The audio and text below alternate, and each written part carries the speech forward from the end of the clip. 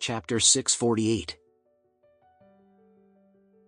After that, Emma looked at Elaine before she said, "Mom, can you stop making things difficult for Dad already? He does not usually spend much money anyway. Why are you confronting him now that he simply wants to treat some of his friends to dinner?" Elaine said, "I am simply trying to save some money for the family. Are we the kind of family who should be spending $30,000 just for a meal?" After that, Elaine glared at Trump before she said, "No matter what it is, you will have to give me the money today, whether you want to or not." In truth, Emma already knew what her mother was up to. She knew that her mother was just a very materialistic person who was mad about money. If her father refused to give her mother the money today, it would be impossible for him to leave the house. At this time, Emma quickly cut in. "Mom, stop making things difficult for Dad. You want $15,000, right? I will give it to you." "Okay." Elaine replied in excitement, "Then you'd better transfer the money over to me right away." Emma nodded slightly before she took out her cell phone and transferred $15,000 over to Elaine. Elaine quickly turned on her cell phone to check that she had already received the money that Emma had transferred over to her. She could not help but grin to herself when she saw that she had already received the money. After that, Elaine quickly texted her group of 5 friends, sisters. "I am joining all of you for the facial later in the afternoon." Someone in the group asked, "Didn't you say that you had something on in the afternoon earlier in the morning?"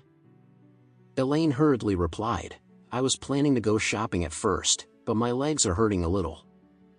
So, I decided not to go shopping and to go to the beauty salon to do some facials and relax instead." Emma could not help but sigh helpless when she saw the look on her mother's face after receiving the money from her.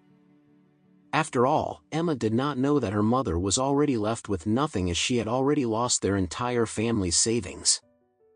At this time, Alex's cell phone started vibrating on the dining table.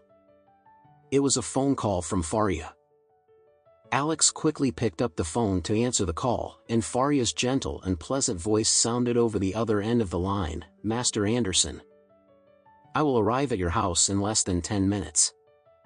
When will it be convenient for you to come out?" Alex replied, "Please wait for me for a short while. I will come down after cleaning up the dishes when my family is done with breakfast." "All right, then. I will be waiting for you outside your house." Faria could not help but feel a little distressed after listening to Alex's reply. Master Anderson was such a perfect and capable man. Why did he still have to clean up the dishes at home? Wasn't it simply too insulting to him? At this time, Faria could not help but think in her heart that if Alex was her man, she would never allow him to do any housework at all. After all, a man should go out and pursue a career for himself, and he should be carefully served and waited on by his wife when he comes home. How could a man be made to do the house chores at home? On one hand, Faria felt very strongly about Alex being treated so worthlessly, and on the other hand, Faria was very eager to become the woman who could serve Alex well at home. As soon as Alex hung up the phone, Emma asked, "Alex, is your friend here to pick you up?"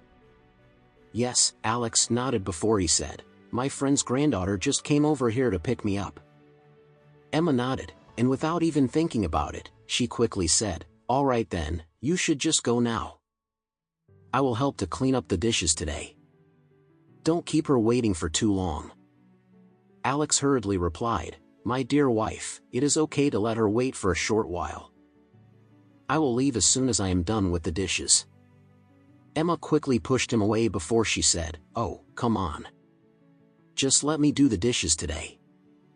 You should leave since you have something on. Don't make people wait too long for you."